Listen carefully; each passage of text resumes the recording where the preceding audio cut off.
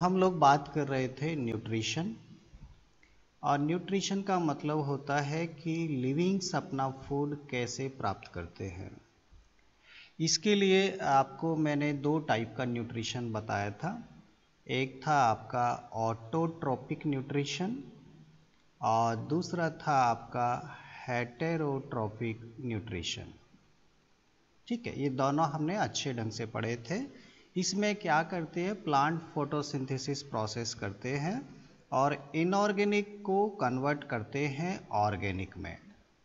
ठीक ऐसे ही जो हेटेरोट्रॉपिक है, ये अपना खाना खुद नहीं बनाते, बल्कि ये अपना फूड जो ऑर्गेनिक होता है उसी को रिसीव करते हैं, उसी को ये कंज्यूम करते हैं। ठीक है, इसके बाद हम आगे बात करेंगे। तो आपने जूनियर क्लास में भी पढ़ा होगा कि प्लांट जब अपना खाना बनाता है, जब फोटोसिंथेसिस करता है, तो जो भी उसने फूड बनाया वो पूरा का पूरा खुद तो इस्तेमाल करता ही नहीं है। कुछ अपने लिए इस्तेमाल करता है और बाकी का वो स्टोर कर लेता है। और प्लांट अपना फूड जो स्टोर करते हैं, जनरली वो काफ़ी कॉम्प्लेक्स फॉर्म में उसको स्टोर करते हैं, बहुत ही कॉम्प्लेक्स फॉर्म में। जैसे हम अगर कहीं कोई मकान में या किचन में जब सामान जमाते हैं तो एक के ऊपर एक डब्बा रख के पूरा कॉम्पैक्ट बना देते हैं। ठीक ऐसे ही ये बनाते तो ग्लूकोज हैं, लेकिन ग्लूकोज को आपस में जोड़ देते हैं ताकि वो बहुत ही कॉम्पैक्ट हो जाए इस तरह से। और वो जो पार्ट बनता है, वो जो केमिकल बनता है ग्लूकोज को कॉम्प्लेक्स फॉर्म में स्टोर करने से, जो कॉम्प्लेक्स बनता है उसे हम बोलते हैं, क्या बोलते हैं, स्टार्च। प्लांट अपना फूड स्टार्च के रूप में इकट्ठा करते हैं। मतलब मैं केवल इतना समझाना चाह रहा हूं कि प्लांट ने जो फूड बनाया उसको जब उसने स्टोर किया तो बहुत ही कॉम्प्लिकेटेड फॉर्म में उसको स्टोर करते हैं, बहुत ही जटिल, एक बड़ा रूप होता है वो फूड का। अब मान लीजिए एनिमल की बात करते हैं, ये हेटेरोट्रॉपिक न्यूट्रिशन शो करते हैं सभी एनिमल। तो एनिमल अगर अपना फूड लेगा तो अल्टीमेट वो कहां से लेगा, जो प्लांट ने बनाया उसी से फूड लेगा। एनिमल को फूड कहां से मिलेगा, प्लांट से मिलेगा। लेकिन हमको पता है प्लांट ने जो फूड अपने अंदर स्टोर किया था वो फूड तो काफी कॉम्प्लेक्स फॉर्म में था। वो फूड कैसा था, वो कॉम्प्लेक्स फॉर्म में था। हम कहेंगे कि वो स्टार्च के रूप में था। ठीक है, तो अगर मान लीजिए एनिमल की सेल को अगर फूड चाहिए तो ये क्या बाहर से इस कॉम्प्लेक्स फूड को ले सकता है? तो आंसर आएगा नो। कोई भी सेल किसी भी कॉम्प्लेक्स फूड को रिसीव नहीं कर सकती, उसे बहुत ही सिंपल फॉर्म में चेंज करना पड़ेगा। तो ये कोई भी जो लिविंग सेल है, सेल बहुत छोटी यूनिट होती है और सेल कभी भी एक बहुत कॉम्प्लेक्स फूड को डायरेक्ट नहीं ले सकती, क्योंकि वो फूड तो बहुत बड़ा है। फूड बहुत बड़ा है। मान लीजिए ये सेल है, अब इसकी पावर है कि ये ग्लूकोज को तो यूज कर सकती है। ये किसको यूज कर सकती है, ग्लूकोज को, ये अपने लिए काम ले सकती है। लेकिन बाहर से जो इसको फूड मिल रहा है वो फूड तो बहुत ज़्यादा कॉम्प्लेक्स है, बहुत बड़े बड़े आइटम है। एक्चुअली उसमें तो स्टार्च मौजूद है, हाँ, उसमें तो प्रोटीन मौजूद है, उस फूड के अंदर तो फैट मौजूद है। ये बहुत कॉम्प्लेक्स फॉर्म में है। और किसी भी लिविंग की सेल को, किसी भी एनिमल की जो सेल होती है उसको फूड चाहिए बहुत सिंपल फॉर्म में, ताकि वो उसे आसानी से एब्जॉर्ब कर ले, उसको तोड़ ले और उससे एनर्जी निकाले। भाई फूड आखिर क्यों लेते हैं, एनर्जी निकालने के लिए ना। अगर आपसे कहा जाए कि 100 किलो का वजन अपने सर के ऊपर लेके जाओ तो आप नहीं जा सकते, लेकिन एक एक किलो के अगर आपको टुकड़े मिल जाएं तो 100 बार आप राउंड करके उस सामान को दूर पहुंचा सकते हैं। ठीक ऐसे ही सेल बहुत ज्यादा हैवी कॉम्प्लेक्स फूड को यूज नहीं कर सकता, नहीं कर सकता। लेकिन जब ये कॉम्प्लेक्स फूड तोड़ तोड़ कर जब सिंपल बन जाएगा तो एक एनिमल की सेल उसे यूज कर लेगी। ठीक है, तो हम इतना अभी समझ में आया कि प्लांट जो भी फूड बनाते हैं, वो जो भी ऑर्गेनिक फूड बनाते हैं, वो फूड कॉम्प्लेक्स फॉर्म में होता है, कॉम्प्लेक्स फॉर्म में होता है। ठीक है, अगर एनिमल को इसे यूज करना है, अब एनिमल इसको अगर यूज करना है इस फूड को, तो उसे यहां पर इसको तोड़ना पड़ेगा, ब्रेक डाउन करना पड़ेगा फूड को, और तोड़ने से जब वो सिंपल में चेंज हो जाएगा तो इस सिंपल फूड को वो एनिमल की बॉडी यूज कर पाएगी। एनिमल की बॉडी किससे बनी है? सेल से बनी है। एनर्जी किसको चाहिए? सेल को चाहिए। हमारी पूरी बॉडी में cell cell cell cell cell है, हर सेल को फूड चाहिए क्योंकि उसे अपने काम करने हैं। मैंने बोला ना, लाइफ जब तक है जब तक काम चल रहे हैं, जिस दिन ये काम रुक जाएंगे सेल मर जाएगी। तो वो बाहर से लगातार क्या चाहिए उसे? सिंपल फूड चाहिए। तो ये कॉम्प्लेक्स फूड को सिंपल फूड में जब चेंज किया जाता है, जब एक कॉम्प्लेक्स फूड को सिंपल फॉर्म में चेंज किया जाता है, इस प्रोसेस को हम बोलते हैं डाइजेशन। डाइजेशन का मतलब उसको छोटे छोटे टुकड़ों में तोड़ना, ताकि वो कॉम्प्लेक्स फूड सिंपल में चेंज हो जाए और हमारी बॉडी की सेल उस सिंपल फूड को आसानी से यूज कर पाए। तो प्लांट से जो हमको फूड मिलता है, उस फूड में क्या क्या कॉम्प्लेक्स होता है? नंबर 1 होता है कार्बोहाइड्रेट।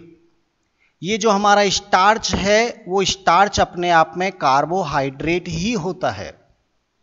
ठीक है, नंबर 1। दूसरा, फूड में क्या होता है? फूड के अंदर होती है प्रोटीन। फूड के अंदर क्या है? प्रोटीन। और तीसरा है फैट। क्लास 10th में फिलहाल मैं केवल ये 3 फूड आपको बता रहा हूं।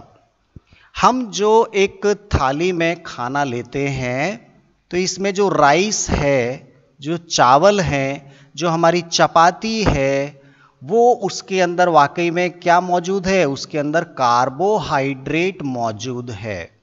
हमारे खाने में हमको कार्बोहाइड्रेट मिलता है चपाती खाने से, राइस खाने से। मतलब चावल और गेहूं में क्या है? कार्बोहाइड्रेट है। और जो हम दाल यूज करते हैं, जो हम दाल खाते हैं, पल्सेज, आपने पढ़ा भी था, जो पल्सेज होती हैं, जो दाल होती हैं, चाहे चना, मूंग, उड़द, मसूर, कुछ भी है, उसको खाने से हमको मिलती है प्रोटीन।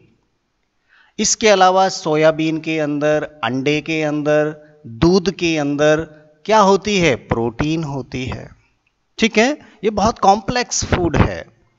और जितने भी आप ऑयल खाते हैं, तेल जो खाते हैं, एक्चुअली जब आप सब्जी बनाते हैं तो तेल में छौंकते हैं, जब आप चपाती बनाते हैं तो उसके ऊपर घी लगाते हैं, जो आप मूंगफली खाते हैं, काजू बादाम आप खाते हैं, उनके अंदर क्या होता है? तेल होता है। और जहां भी तेल मौजूद है, समझो उसके अंदर फैट मौजूद है।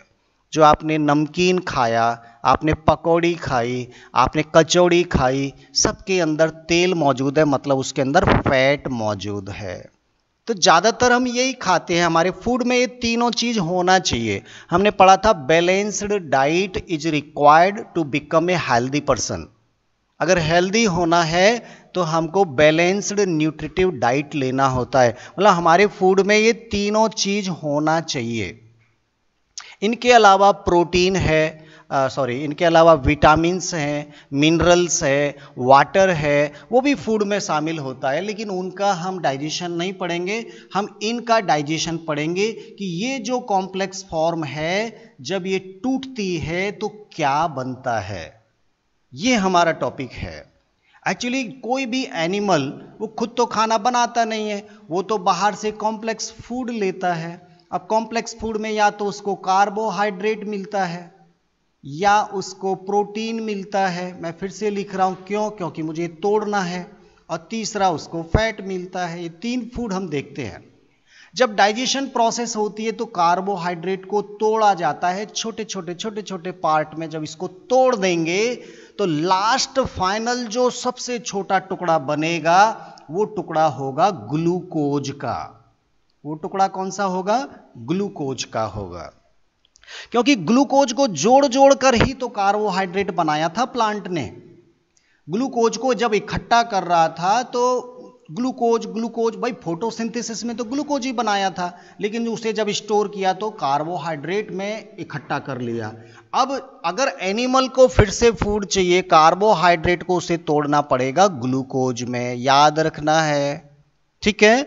और जो प्रोटीन वो खा रहा है, जब प्रोटीन टूट टूट के लास्ट फाइनल जब उसका छोटे से छोटा पार्ट जो बनेगा प्रोटीन को तोड़ने से, उसे हम बोलते हैं अमीनो एसिड। उसे क्या बोलते हैं? Amino acid. इसका मतलब अगर अमीनो एसिड को आपस में जोड़ा जाए जोड़ा जाए जोड़ा जाए तो क्या बनेगा? प्रोटीन बनेगा। ठीक है, कंसेप्ट क्लियर होना चाहिए। और जब फैट जब टूटता है, जब फैट का डाइजेशन होता है तो फैट से बनता है फैटी एसिड या फिर ग्लिसरॉल या फिर ये दोनों चीज। जैसे एक दीवार को तोड़ते हैं तो ईंट निकलती है, सीमेंट निकलता है और बजरी सैंड भी निकलता है। ऐसे ही जब कार्बोहाइड्रेट को तोड़ देंगे तो केवल ग्लूकोज निकलेगा, जब प्रोटीन को तोड़ेंगे तो केवल अमीनो एसिड निकलेगा, और जब फैट को हमारा बॉडी तोड़ेगा तो फैटी एसिड और ग्लिसरॉल या दोनों चीज निकल सकती हैं।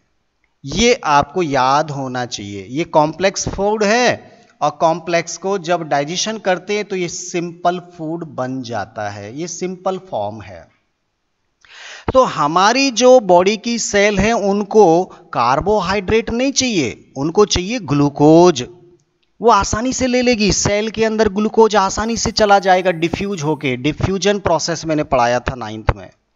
ऐसे ही अमीनो एसिड आसानी से चली जाएगी और सेल अपना काम करेगी। ऐसे ही फैटी एसिड जा सकते हैं, ग्लिसरॉल भी जा सकता है, लेकिन किसी भी सेल के अंदर फैट नहीं जा सकता। अगर ये कॉम्प्लेक्स फूड हमारी बॉडी में जाता तो हमको फूड को माउथ से खाने की जरूरत नहीं थी। हम क्या करते फिर, चूंकि फूड हमारी चाहिए बॉडी की सेल को। फूड किसको चाहिए? सेल को चाहिए। हमारी बॉडी में बहुत सारी सेल है, उनको चाहिए। हम क्या करते, अगर हमारी बॉडी को हमें फैट खिलाना होता, हमारी बॉडी की सेल को बोलते कि फैट खा लो, तो हम एक तेल के भरे ड्रम में एक डुबकी मार लेते हैं, इसमें तेल भरा है और वो तेल हमारी बॉडी में चला जाता। ऐसा कभी जाता है क्या? बताओ, कभी नहीं जाता। आप मान लीजिए ये आपका हाथ है, ठीक है। हाथ में क्या है? Cell cell cell cell cell. आपने एक चम्मच लिया और चम्मच के अंदर दाल भर ली और दाल पिला रहे बॉडी की सेल को कि भैया दाल पी लो तुम, तो तुमको प्रोटीन मिल जाएगी। तो क्या तुम्हारी बॉडी की सेल को प्रोटीन मिलेगी क्या? आपने चावल रख लिए बॉडी की सेल के ऊपर, चावल में आपने डुबकी मार ली, या आपने प्रोटीन दाल में एक डुबकी मार ली, तो क्या आपकी बॉडी को न्यूट्रिशन मिल जाएगा? नहीं मिल पाएगा। एक्चुअली हमारी बॉडी में जो कॉम्प्लेक्स फूड है, जो दाल चावल जो भी आप खा रहे हैं, वो हमारे माउथ के थ्रू बॉडी में जाएगा और हमारी बॉडी उसको छोटे छोटे टुकड़ों में तोड़ेगी, और जब वो टुकड़े टूट जाएंगे तो वो ब्लड में चले जाएंगे, ब्लड में डिफ्यूज हो जाएंगे हैं। और जब ब्लड में डिफ्यूज हो जाएंगे तो ब्लड उनको बॉडी की हर सेल के पास लेके जाएगा कि मैं ग्लूकोज लाया हूँ, मैं अमीनो एसिड लेके आया हूँ, मैं फैटी एसिड लेके आया हूँ। सब चीज़ इन बॉडी की सेल को मिलेगा, चाहे वो सिर में हो, चाहे वो हाथ में हो, चाहे वो टांग में हो। तो blood will supply the nutrition in simple form. लेकिन ये जो बॉडी के अंदर एक पार्ट है जिसमें फूड जाता है, टूटता है और जो कचरा बचता है वो बॉडी से बाहर निकल जाता है, इस दौरान उस कॉम्प्लेक्स फूड को सिंपल फूड में कन्वर्ट किया जाता है, और ये प्रोसेस है डाइजेशन। और जो बॉडी का सिस्टम डाइजेशन करता है उस सिस्टम को बोलते हैं डाइजेस्टिव सिस्टम। उस सिस्टम को क्या बोलते हैं? Digestive system. माउथ से लेकर एनस तक जो एक फूड पाइप है, उस पूरे फूड पाइप को हम बोलते हैं डाइजेस्टिव सिस्टम।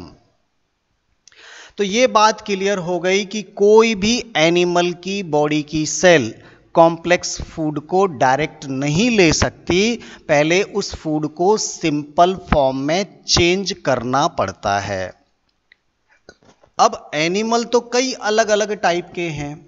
एक एनिमल है, मान लीजिए यूनिसेलुलर है, जिसका नाम है अमीबा। अब इस अमीबा को फूड चाहिए, अब इसके पास तो डाइजेस्टिव सिस्टम भी नहीं है, ये तो सिंगल सेल है, साइटोप्लाज्म भरा पड़ा है। इसका मतलब इसको बहुत ही सिंपल फूड बाहर से लेना पड़ेगा। मान लीजिए बाहर ये ग्लूकोज पड़ा है थोड़ा सा, कहीं से ऑलरेडी कोई डाइजेस्टेड है, बहुत ही सिंपल टुकड़ा है, छोटा सा फूड है। अब सेल के अंदर जाएगा तब तो काम आएगा ना। ये क्या है? अमीबा। तो अब हम देख रहे हैं कि अमीबा अपना फूड कैसे लेता है, इसके पास तो डाइजेस्टिव सिस्टम भी नहीं है। तो अमीबा क्या करता है, इस फूड के जैसे ये फूड पड़ा है तो अपनी बॉडी में, चूंकि ये एनिमल है तो विदाउट सेल वॉल है, ये विदाउट सेल वॉल नहीं होती एनिमल के पास, तो ये केवल सेल मेम्ब्रेन है। ये क्या है? Cell membrane. इस सेल मेम्ब्रेन को ये इस तरह से आगे पीछे कर लेता है, इस तरह से, और ये इसका न्यूक्लियस। अब देखिए धीरे धीरे फिर क्या करता है, ये फूड पड़ा है और ये धीरे धीरे इसको इस तरह से कवर करने लगता है। ये मान लीजिए ये अमीबा है, ये इसका न्यूक्लियस है। तो ये जो छोटे छोटे हाथ या पैर जैसे जो बन रहे, जो ये स्ट्रक्चर, जो ये आउटग्रोथ बन रही है, इनको बोलते हैं हम स्यूडोपोडिया। PSEUDOPODIA,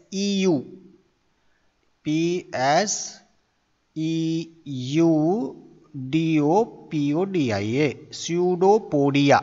ये नाम याद रखना, आपको याद रखना पड़ेगा। अमीबा में ये स्यूडोपोडिया होते हैं जो फूड को लेने में मदद करते हैं।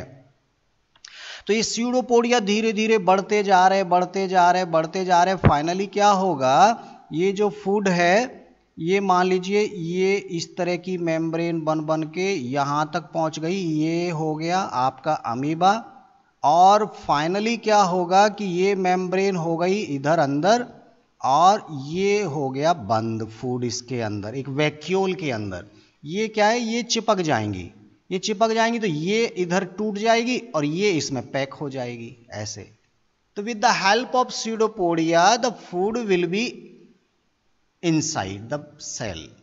फूड सेल के अंदर आ गया और ये एक वैक्यूल में बंद है, इसको बोलते हैं हम फूड वैक्यूल। इसको क्या बोलते हैं? Food vacuole. ये अमीबा का न्यूक्लियस है। अब उसके पास लाइसोसोम भी है। लाइसोसोम में वो केमिकल हैं जो इस फूड को डाइजेस्ट करेंगे, और जब ये डाइजेस्ट हो जाएगा तो फिर ये अमीबा क्या करेगा, उसमें से अच्छी अच्छी चीज को निकाल लेगा और कचरा यहाँ छोड़ देगा। और ये कचरा भी क्या होगा, लास्ट में जाके यहाँ पे ऐसे पहुंच जाएगा, इस तरह से चिपक जाएगा, और फाइनली क्या होगा, ये इस तरह से अपने आप को कर लेगा। ये हो गया बाहर और ये कचरा चला जाएगा ये बाहर। देखिए इस तरह से ये अब जब डाइजेशन हो गया, उसमें से एब्जॉर्ब हो गया, अब ये कचरा बाहर हो जाएगा। हाँ, कितना सिंपल मैकेनिज्म है अमीबा का। ये एक एक्सपेरिमेंट के रूप में भी मैंने आपको समझाया है। क्लास 10th के प्रैक्टिकल के रूप में जब आप थोड़ा सर्च करेंगे तो वो प्रैक्टिकल मिलेंगे, वहाँ पे अमीबा के बारे में मैंने समझाया हुआ है। तो ये हुआ न्यूट्रिशन इन अमीबा। हमें तो पढ़ना है न्यूट्रिशन इन ह्यूमन बींग्स। हमें क्या पढ़ना है? Nutrition in human beings. तो सबसे पहली बात, हमारी थाली में जो भोजन है वो थाली का भोजन कैसा है? कॉम्प्लेक्स। सबसे पहले इस थाली से भोजन को भेजना पड़ेगा माउथ में, और माउथ से जाएगा ये फूड पाइप में, और फूड पाइप में जब वो डाइजेस्ट हो जाएगा तो अच्छा फूड चला जाएगा ब्लड में, ये सिंपल फूड आ जाएगा, सिंपल फूड। और जो कचरा बचेगा वो थ्रू द एनस, वो बॉडी के बाहर हो जाएगा, आउटसाइड द बॉडी, हाँ, आउटसाइड बॉडी। कितना सिंपल है। तो ये हमारा जो माउथ से लेके एनस तक का जो रास्ता है, इस दौरान कॉम्प्लेक्स फूड को सिंपल फूड में चेंज किया जाता है। मैंने ये भी बताया कि कॉम्प्लेक्स किस फूड का क्या सिंपल बनेगा, टूटने के बाद क्या बनेगा। अब सवाल ये आता है कि आखिर इस डाइजेस्टिव सिस्टम में ये फूड टूटता कैसे है, इसको तोड़ता कौन है। इसको तोड़ने के लिए हमारे पास कुछ ग्लैंड्स हैं जो अपना सीक्रेशन डालती हैं, इसमें कुछ केमिकल डालती हैं, और केमिकल में वो पावर है कि वो फूड को तोड़ दे। हमारे उस फूड पाइप के अंदर बहुत सारे केमिकल सीक्रेट होते हैं, हाँ, बहुत सारे केमिकल सीक्रेट होते हैं, और जो डाइजेस्ट करते हैं, फूड को डाइजेस्ट करते हैं। इन केमिकल को क्या बोलेंगे? इन केमिकल को हम बोलते हैं एंजाइम। क्या बोलते हैं? एंजाइम। और भी अच्छा नाम बोलें तो इनको बोलते हैं डाइजेस्टिव एंजाइम। ऐसे केमिकल जो डाइजेशन प्रोसेस करते हैं उनको हम बोलते हैं डाइजेस्टिव एंजाइम। बात समझ में आ रही है? समझ में आना चाहिए। अब एंजाइम भी अलग अलग हैं। कोई कार्बोहाइड्रेट को तोड़ता है, कोई प्रोटीन को तोड़ता है, कोई फैट को तोड़ता है। ये केमिकल भी अलग अलग टाइप के हैं। तो क्यों ना इन केमिकल के नाम याद करें, इन एंजाइम के नाम याद करें कि कौन सा एंजाइम क्या चीज तोड़ता है। भाई अलग अलग केमिकल निकलते हैं हमारे डाइजेस्टिव सिस्टम में, अलग अलग जगह पर निकलते हैं, और उनका काम केवल एक है कि कॉम्प्लेक्स फूड को तोड़ो और तोड़ के सिंपल बनाओ। जब सिंपल बनेगा तो डिफ्यूज होके ब्लड में चला जाएगा, और ब्लड से वो पूरी बॉडी की सेल को डिलीवर हो जाएगा। तो अगला हमारा टारगेट होगा, हम उन एंजाइम को जाने कि कौन कार्बोहाइड्रेट को तोड़ता है।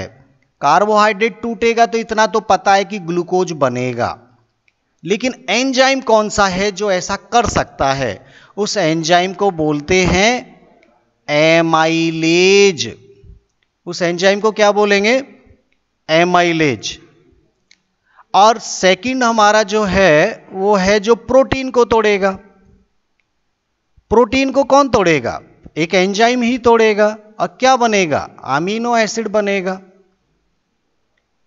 कौन सा एंजाइम है जो प्रोटीन को तोड़ के अमीनो एसिड बनाता है? एंजाइम का नाम है पेप्सिन।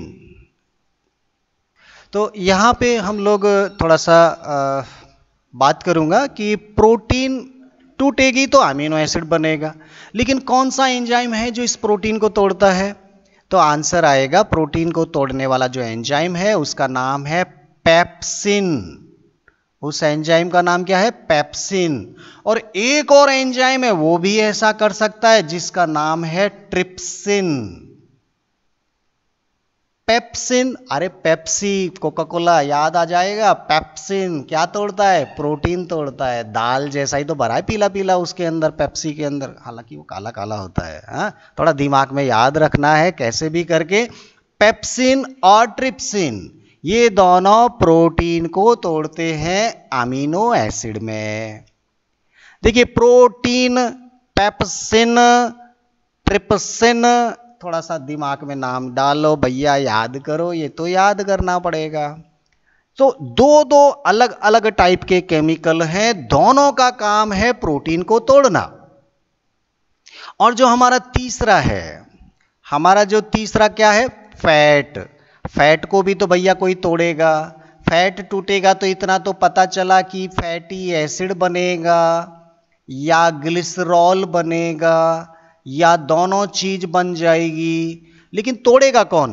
तोड़ने का काम एक एंजाइम करेगा, और उस एंजाइम का नाम है लाइपेज। आप बोलेंगे सर हम 10th के बच्चे, आप हमको इतने नाम एक साथ याद कराओगे तो कैसे होगा? भैया देखो थोड़ा थोड़ा याद करना है। कार्बोहाइड्रेट टूटता है ग्लूकोज में, कौन तोड़ता है? एमाइलेज। बिल्कुल याद रखना है, एक दूसरे का काम फिक्स है। बायोलॉजी टीचर बायोलॉजी पढ़ाएगा, फिजिक्स टीचर फिजिक्स पढ़ाएगा, हिंदी टीचर हिंदी पढ़ाएगा। ठीक ऐसे ही कार्बोहाइड्रेट को ग्लूकोज में एमाइलेज ही तोड़ेगा, कोई और नहीं तोड़ेगा। अब प्रोटीन को पेप्सिन और ट्रिप्सिन तोड़ेगा, अब फैट को लाइपेज तोड़ेगा। उल्टा पुल्टा नहीं याद करना, सीधा सीधा याद करना है। ठीक है, तो ये वो केमिकल हैं जो डाइजेशन में मदद करते हैं। ये केमिकल हमारे डाइजेस्टिव सिस्टम में बनते हैं, हमारी बॉडी इनको बनाती है और इन केमिकल की मदद से हम फूड को डाइजेस्ट करते हैं। डाइजेशन का मतलब कॉम्प्लेक्स फूड को सिंपल फूड में कन्वर्ट करते हैं। ठीक है, बात समझ में आना है। अब हम बात करेंगे कि आखिर ह्यूमन बींग्स का डाइजेस्टिव सिस्टम कैसा है, माउथ से लेकर एनस तक का रास्ता कैसा है। माउथ में चलो फूड आ गया, आगे कहाँ जाएगा, कैसे जाएगा, किधर किधर घूमेगा और तब जाकर वो फाइनली एनस पे जाके वेस्टेज को रिलीज करेगा। तो क्या क्या रास्ता है ये हम पढ़ेंगे कल की क्लास में। हम देखेंगे कंप्लीट ह्यूमन डाइजेस्टिव सिस्टम कैसा है, इस सिस्टम में वो एंजाइम कहाँ सीक्रेट होते हैं, कहाँ से आते हैं और फूड कैसे हमारा डाइजेस्ट होता है। ये कहानी हम नेक्स्ट कल की क्लास में पूरा करेंगे। तो मुझे लग रहा है आज का टॉपिक समझ में आया होगा, बहुत ही इंपॉर्टेंट टॉपिक था। हमको ये जानना चाहिए कि आखिर एनिमल जो हेटेरोट्रॉपिक न्यूट्रिशन करते हैं वो कॉम्प्लेक्स फूड को सिंपल में कैसे चेंज करते हैं। अमीबा का पूरा न्यूट्रिशन समझ में आया। अगली क्लास में ह्यूमन बींग्स का पूरा डाइजेस्टिव सिस्टम मैं आपको समझाने की कोशिश करूंगा। तो हम मिलेंगे